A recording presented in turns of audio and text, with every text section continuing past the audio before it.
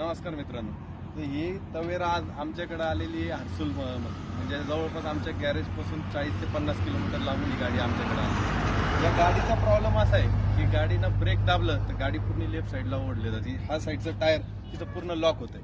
आता याच्या पहिले ही गाडी जवळपास 2 ते 3 गॅरेजवर दाखवून आलेली आहे आणि यांना आतापर्यंत 20,000 रुपये खर्च केला या प्रॉब्लेमसाठी, पण प्रॉब्लेम सॉल्व्ह नाही झाला. तर आपण हा प्रॉब्लेम डायग्नोस करू.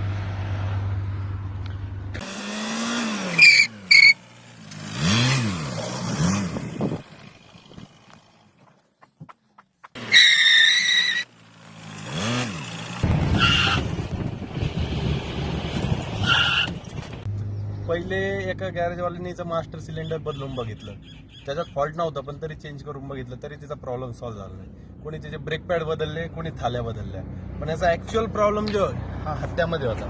त्याचा जो हाफ आहे हा पूर्ण बेंड झालेला आहे.